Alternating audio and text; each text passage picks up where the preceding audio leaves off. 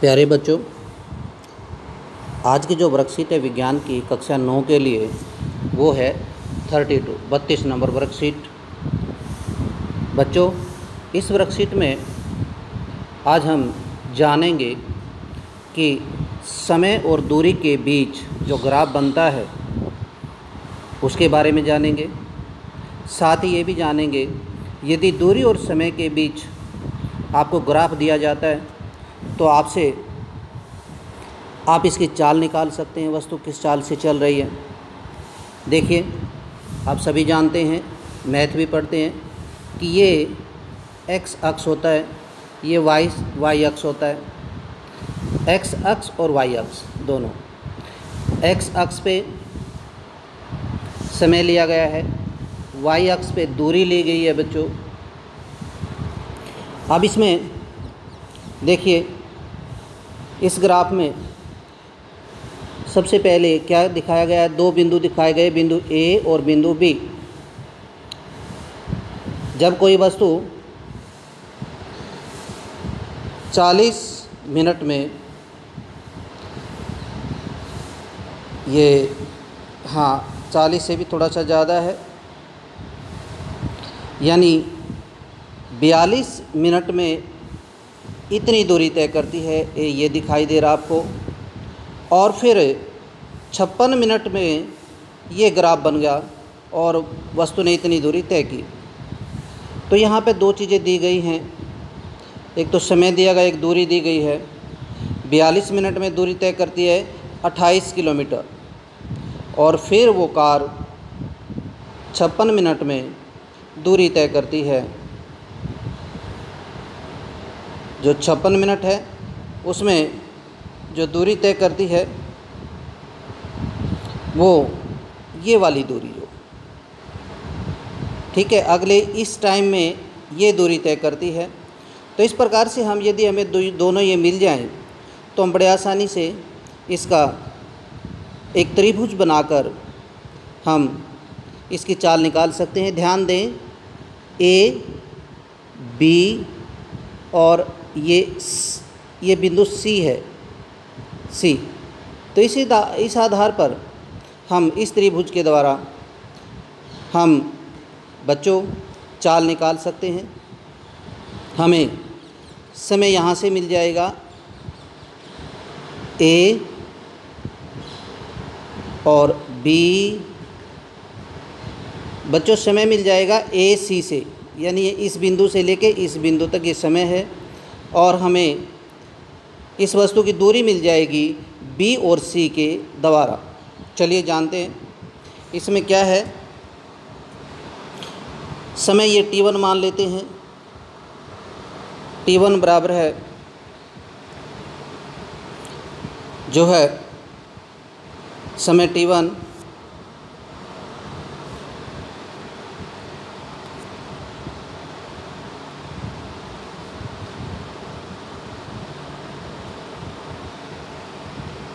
अब ध्यान दें, जो समय t1 है वो है 42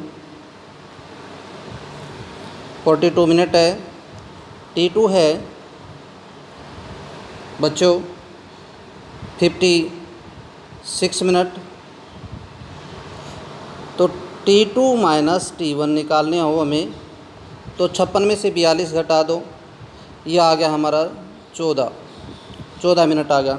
इसी तरह S1 है हमारे पास, जो ये बिंदु है S1 ये वाला। S1 यहाँ पे दिया है 28 किलोमीटर। S2 है, ये दिया है बच्चों 38 किलोमीटर। तो S2 माइनस S1 कर दो अब, तो यह आ जाएगा 38 माइनस 28 बराबर है, यह आ गया 10 किलोमीटर। तो हमारे पास ये दूरी भी होगी उस समय अंतराल में जितनी चली, और हमारे पास ये समय भी होगा, ठीक है, 14 मिनट। तो हम इसे हटाता हूँ। उसके बाद बच्चों हमने क्या करना है, ये ध्यान दें। उसके बाद हमें क्या करना है, हाँ, ये ध्यान देना है। अब हम आगे बढ़ते हैं। यदि हम दोनों की गुणा कर दें, यदि हम इन दोनों की गुणा कर दें S2 माइनस S1 और T2 माइनस T1, तो हमारे पास आ जाएगा, ये ध्यान देंगे, तो अब फिर हमारे पास आ जाएगा ये, यानी 14, ये आ जाएगा 14 गुणा 14, हमें चाल निकालनी है। चाल बराबर है दूरी बटे समय, दूरी बटे समय। तो दूरी आई हमारी 10 और समय आया है 14, तो 10 बटे 14 हो जाएगा और यह आ गया 0.71 मीटर पर सेकंड आ जाएगा। ये इसकी चाल आ जाएगी बच्चों। अब है नेक्स्ट, आपको ये ग्राफ नज़र आ रहा है, आपको जो ये ग्राफ नज़र आ रहा है बच्चों, अब इसके बारे में हम पढ़ते हैं।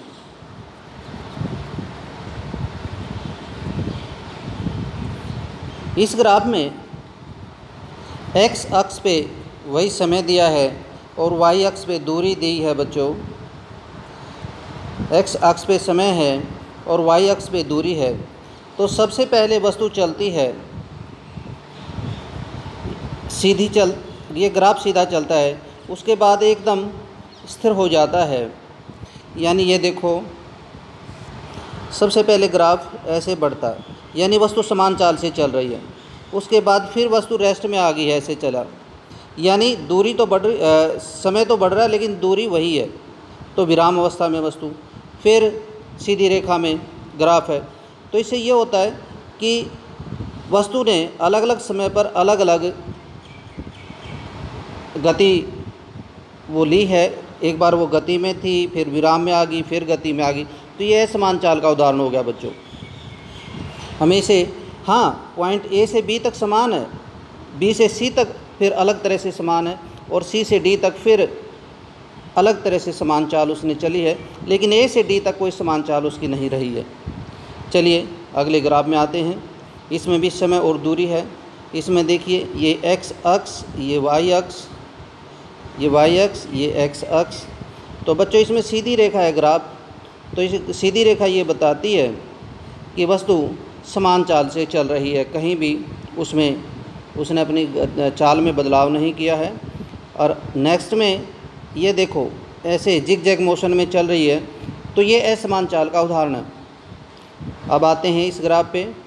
इस ग्राफ में वस्तु समय तो ले रही है, स्ट्रेट लाइन में इस तरह से ग्राफ है, ठीक है, वस्तु समय तो ले रही है लेकिन दूरी नहीं चल रही। तो ये विराम अवस्था का ग्राफ है बच्चों। अब इसे क्वेश्चन देखते हैं। क्वेश्चन में दिया गया दूरी समय ग्राफ एक कार की गति दर्शाता है। इस कार की चाल ज्ञात करनी है। आपने उसी ढंग से चाल ज्ञात करनी है जैसे मैंने इस आपको बताया है, स्टार्टिंग में जो बताया है। एक समान तथा असमान चाल में कोई दो अंतर स्पष्ट कीजिए। प्यारे बच्चों, एक समान चाल और असमान चाल, एक समान चाल वो होती है जब वस्तु समान अंतराल में समान दूरी तय करती है, वो समान चाल होती है। और असमान चाल जब वस्तु अलग अलग समय में अलग अलग दूरी तय करती है तो उसे असमान चाल कहते हैं। समान चाल में ग्राफ सीधा होता है, जबकि एक स्ट्रेट लाइन होता है, एक सीधी रेखा होती है, जबकि असमान चाल में जो ग्राफ हो सीधी रेखा नहीं होती।